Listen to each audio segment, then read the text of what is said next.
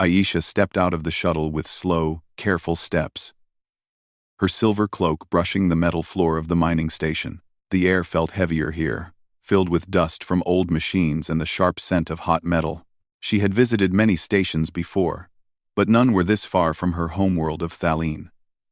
Her guards walked around her in a tight circle, their polished armor glowing under the station lights. They looked proud, but also nervous.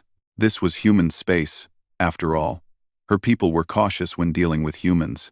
Aisha was a noble, trained to handle diplomacy and difficult meetings. But she came here only for inspection work, something simple and routine.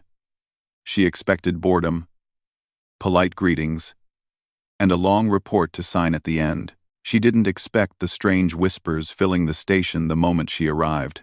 The miners glanced at her with a mix of respect and curiosity. But each time they looked at her, their eyes quickly shifted to something or someone behind her. Aisha frowned. People were not whispering about her, they were whispering about a human. Her lead guard stepped closer. "My lady, the workers here speak of a human man who fought wild beasts with no weapon. We believe they are exaggerating." Aisha nodded. She had heard many human stories filled with dramatic scenes. Humans like to enlarge their tales. Still, something about the way the miners looked, half fear, half admiration, felt different. "Find out who he is," she said softly. Before her guards moved, a loud clang echoed from the far end of the station. Sparks shot up as a human worker struck a jammed pipe with a heavy tool. He stood alone on a platform, wearing a simple uniform stained with dust and oil. His hair was dark, messy from long hours of work. Aisha would not have noticed him if not for the way the miners kept watching him from a distance. "That is him," a miner whispered to her guard. "The one who fought with his bare hands." Aisha raised a brow. He looked ordinary. Not dangerous, not impressive. Just a tired worker fixing a broken pipe. He wiped sweat from his forehead, but his movements were calm and steady. Someone who did his job without complaint. She expected someone bigger, taller, or covered in armor. But this man, Ethan, looked normal, almost gentle. Aisha analyzed him quietly. He didn't look like someone who faced beasts alone. But then again, humans were unpredictable. They carried a mix of courage and recklessness that her people never understood. Before she could decide whether to approach him, alarms screamed through the station. Red lights flashed.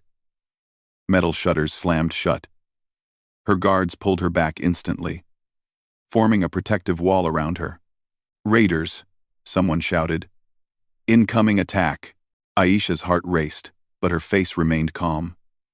She was trained to stay controlled in danger. Yet the panic around her grew fast. Workers ran for cover. Machines shut down. Guards scrambled to lock doors. Her own guards tried to push her into a safe room, but she saw something that froze her steps.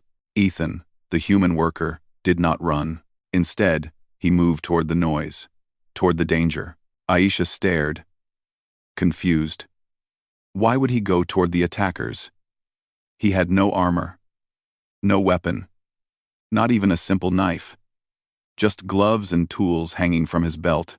Her guards shouted at him, "Human, retreat, you will die." But he didn't listen. His face was calm, almost too calm. Aisha could not understand it. A group of raiders kicked open a side door, shouting orders and firing stun weapons. Workers screamed. Aisha's guards pushed her behind metal crates, but she managed to peek through a gap. She watched Ethan step into the open walkway. One of the raiders swung a blade at him. Aisha's breath caught. She expected him to fall instantly. But Ethan blocked the strike with his arm, gritting his teeth but staying upright. He grabbed the raider's wrist and twisted it sharply, forcing the weapon to drop. Then he shoved the attacker back with surprising strength. Aisha blinked in disbelief. Another raider charged at him. Ethan ducked under the swing, punching the raider in the stomach, then the jaw. The raider collapsed instantly. Ethan didn't celebrate. He didn't shout. He didn't even look angry. He fought like someone who had done this before, someone who knew exactly how much force to use. Her guards were stunned. They had trained all their lives for battle, and yet none of them moved as confidently as this human did. "Is he military?" One guard whispered. "No," another replied. "He is just a worker." Aisha wasn't sure. No ordinary worker moved like that. He fought to protect others, not himself. Every move he made pushed the attackers away from the workers who were trapped. He positioned his body between danger and the helpless without hesitation. A raider fired a stun bolt toward a miner. Ethan jumped in front of it, taking the hit on his shoulder. The bolt crackled, sending pain through his body. But he didn't fall. Instead, he pushed forward, grabbing the weapon and breaking it against the wall. Aisha felt something strange in her chest. She had seen trained fighters. She had seen brave soldiers. But this was different. This was raw courage mixed with natural instinct. It was beautiful. The raiders retreated a little, surprised by the resistance. They regrouped near the entrance, preparing a second attack. Ethan stood in the center of the walkway, chest rising and falling with effort, but his eyes sharp and determined. Workers behind him watched with trembling hope. Her guards looked conflicted. This human worker was doing their job better than they were. Aisha couldn't take her eyes off him. Why was he fighting like this? Why risk his life for people he barely knew? The raiders charged again. One tried to slash at a wounded worker. Ethan sprinted forward, grabbing the attacker's arm and pulling him away. He kicked another raider backward, then blocked a third strike with his forearm. Pain crossed his face, but he kept moving. Aisha felt her hands tighten around the edge of the crate. She wanted him to be safe. She didn't know why, but the feeling came strong. He fought until the raiders finally retreated, realizing they could not overpower him. They ran back toward their ships, shouting curses and threats. The station fell quiet except for the heavy breathing of workers and the crackling of damaged lights. Ethan stood still for a moment, then slowly sank to one knee, exhausted. He wiped the blood from his arm, breathing hard but still focused on the people around him. No pride, no fear, just quiet strength. Aisha stepped out from behind the crates. Her guards rushed to block her path, but she gently pushed them aside. She walked forward, feeling her pulse quicken. Ethan looked up at her, surprised.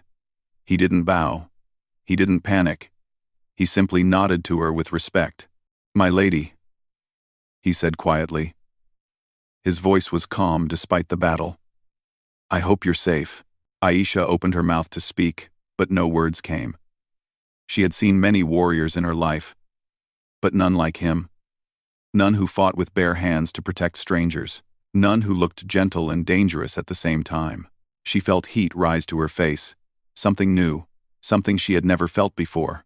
And then, in a soft whisper meant only for herself, she said the words that surprised even her.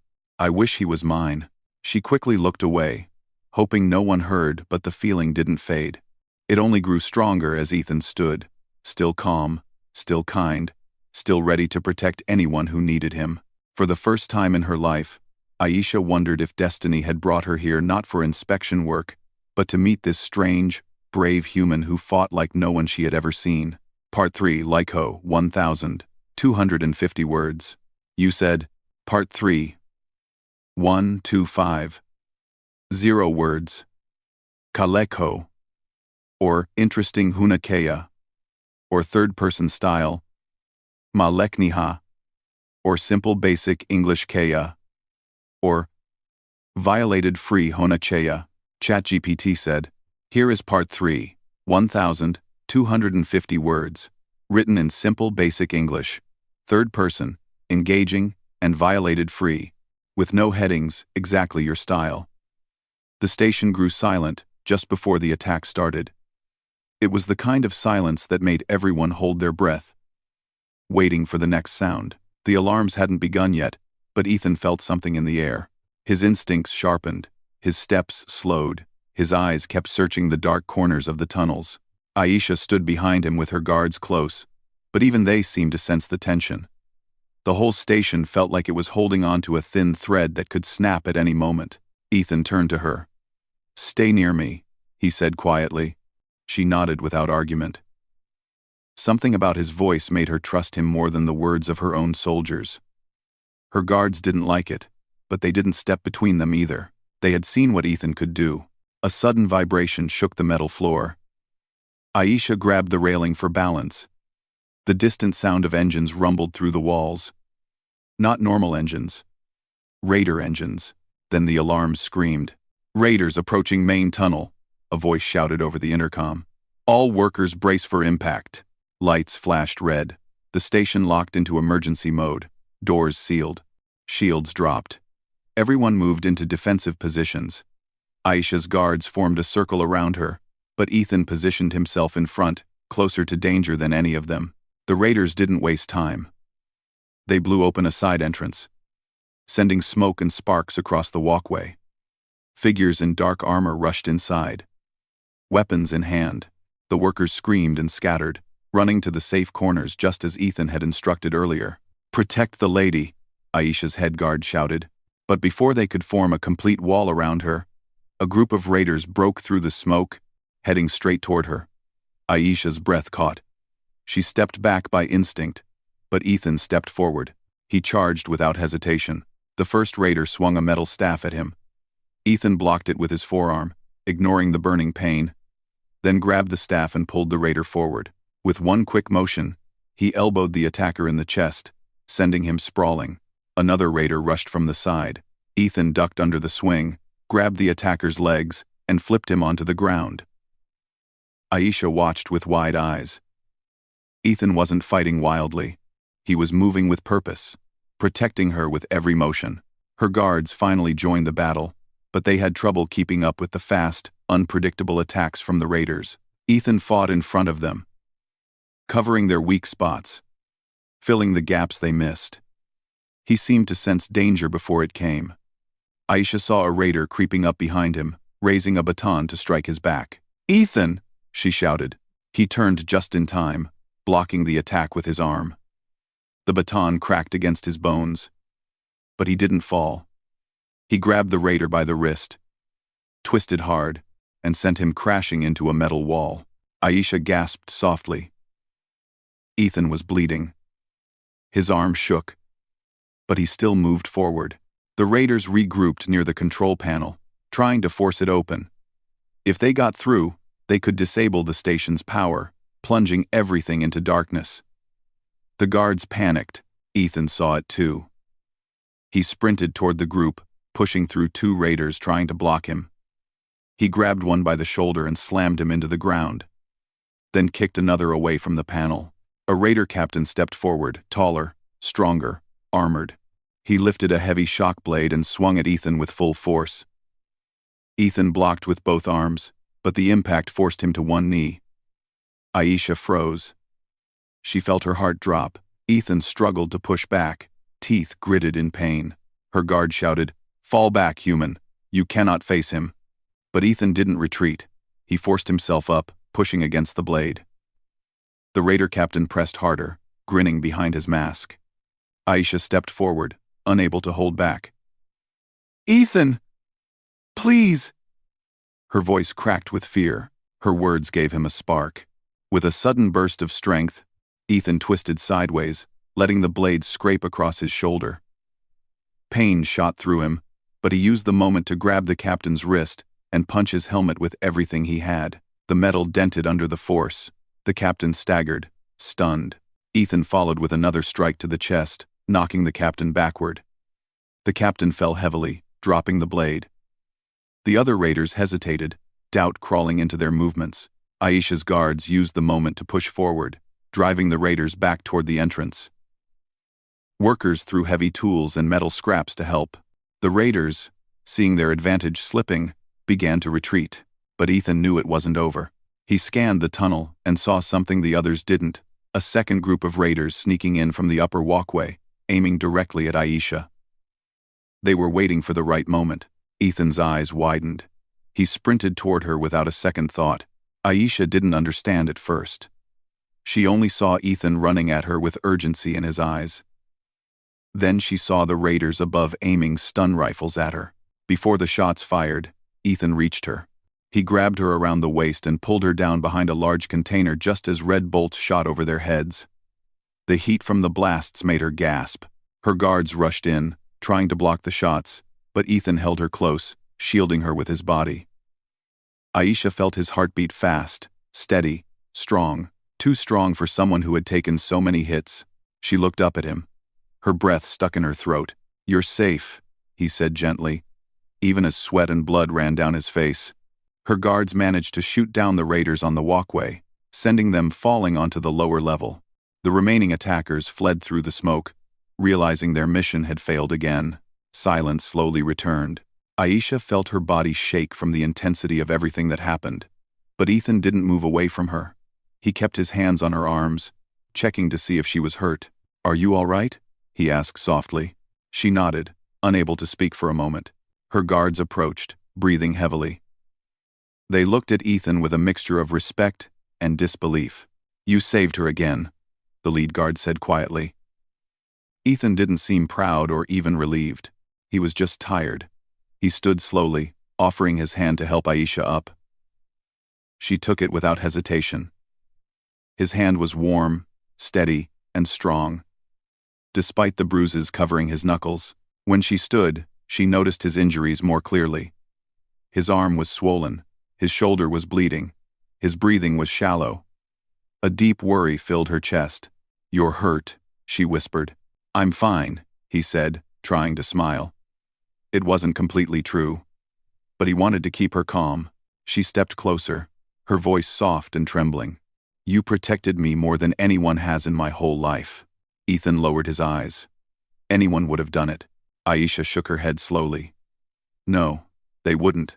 Her guards fell silent, knowing she was right. Aisha reached out and touched his injured arm gently. Ethan winced, but didn't pull away. "You keep risking your life for me," she said. "Why?" He hesitated, his eyes softening. "Because I couldn't let anything happen to you." Her breath caught. She looked at him with a mix of awe and something deeper. Something she tried to hide, but couldn't anymore. The station was safe for now, but the threat wasn't gone. More raiders might come. The council would hear about all of this. Trouble was growing on every side. But Aisha didn't think about politics in that moment. All she saw was the human man standing in front of her, bruised and bleeding, yet still steady, still gentle, still ready to protect her. Even when his strength was nearly gone, she whispered under her breath, barely audible, yet true. "He is not just brave, he is extraordinary." And for the first time in her life, she realized she wasn't only grateful, she was scared of losing him. If you want part 4 1250 words, just say, Part 4, Lyco 1250 words. You said, Part 4 1250 words, Ka Lekho, or interesting Huna Cheya, or third-person style, Ma Lekni Ha, or simple basic English, Ka, or violated free, Hona Cheya. ChatGPT said, "Here is Part 4. 1250 words. Written in simple basic English. Third person. Emotional. Engaging. And violated free. With no headings completing your HFY story beautifully. Part 4, 1250 words. After the second attack, the mining station felt different. The workers moved with quiet voices, the guards walked with more caution, and even the machines seemed to hum softly, as if the whole place understood something serious had happened. Aisha and Ethan stood at the center of it all, surrounded by whispers and curious eyes. Ethan's injuries were worse than he admitted. His arm was badly swollen, his shoulder held deep bruises, and even breathing looked painful for him. But he didn't sit down or complain. He kept walking, checking the tunnels, making sure the raiders hadn't left traps behind. Aisha followed him closely, not letting him out of her sight. Her guards tried to convince her to rest, but she refused. Every time she saw Ethan move with a tired step, something inside her tightened.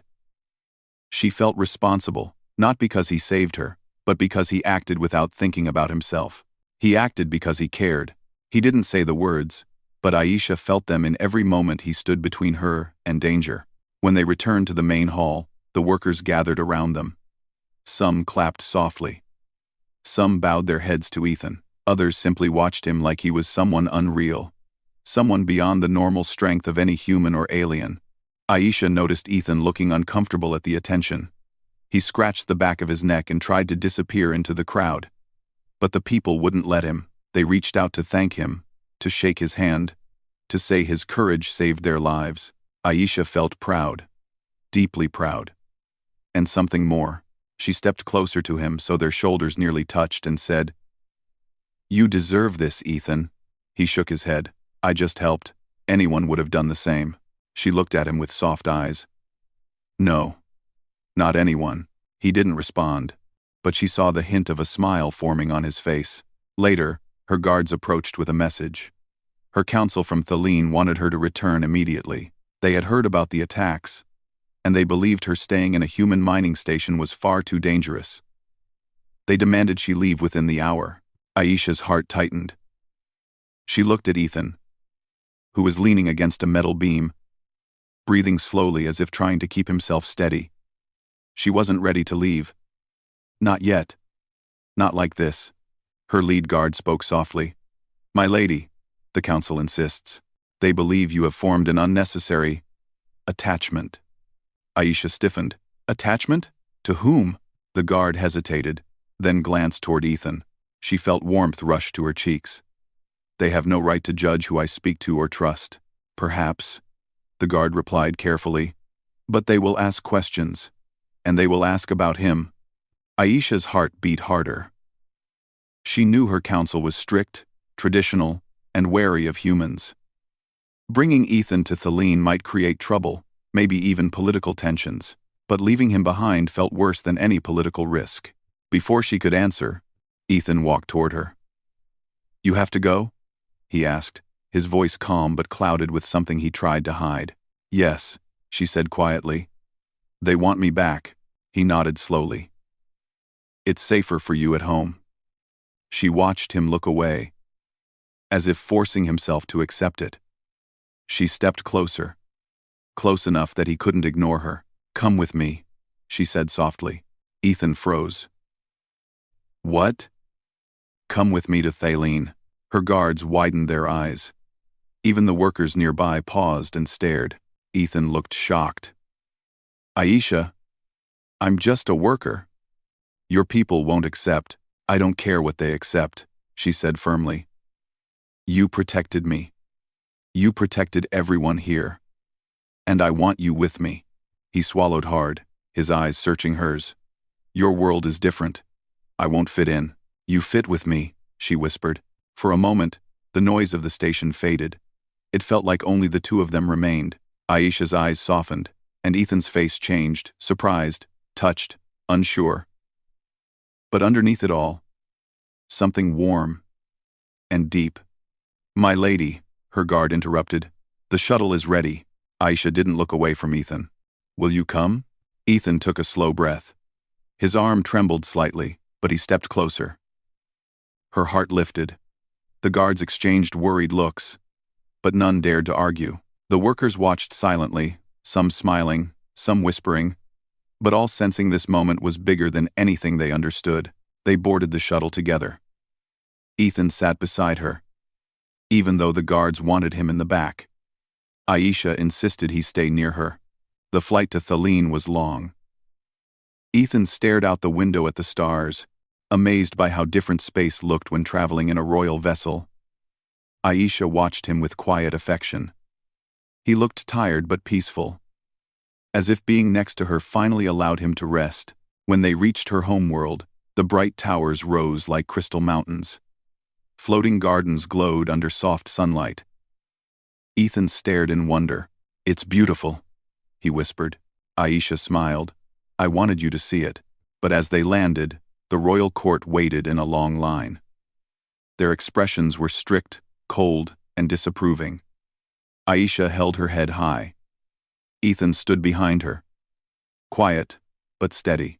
Inside the great hall, the council began questioning her immediately. They demanded to know why she brought a human. They demanded to know why she trusted him. They even suggested he manipulated her. Ethan stayed silent, letting her defend him.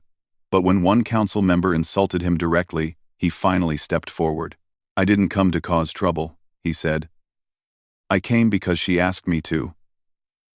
And because I wouldn't leave her alone after what happened, the council murmured in shock. Humans were known to be strong, but not bold in royal courts. Aisha felt pride fill her chest listening to him speak. One elder narrowed her eyes. Why would you risk your life for Our Lady? Ethan didn't hesitate.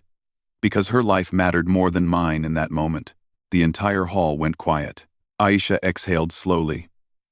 She could feel her heart swelling with emotion she didn't dare name. Another elder stepped forward. Lady Aisha, do you approve of this human standing beside you? Aisha turned to Ethan. He looked at her with quiet hope. Wounded but strong.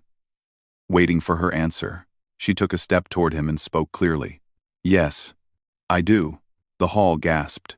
She wasn't finished. He saved my life twice, she said. He protected my people when they could not protect themselves. He showed strength without cruelty, bravery without arrogance, and kindness without expectation. She looked straight into the eyes of every elder. And I want him by my side. Ethan's breath caught. He didn't move, but his eyes softened in a way she had never seen before. The council had no rule against her choosing a companion from another world. It had never happened before. But it wasn't forbidden, and no one could deny Ethan had earned respect. After a long silence, the elders nodded slowly, reluctantly, but unmistakably. Aisha turned to Ethan with a soft smile. You are welcome here. He smiled back, tired and emotional. Thank you, Aisha. She stepped closer and whispered so only he could hear, repeating the words she had spoken on the station that changed her life forever. I wished you were mine. And now you are. Ethan lowered his head slightly, not out of fear or formality, but out of quiet, genuine emotion. I'm yours, he whispered back, and for the first time since the attacks, Aisha felt safe. Not because of guards or walls or royal shields, but because the human who protected her with his bare hands now stood beside her not as a stranger, not as a worker, not as a hero, but as someone who belonged with her.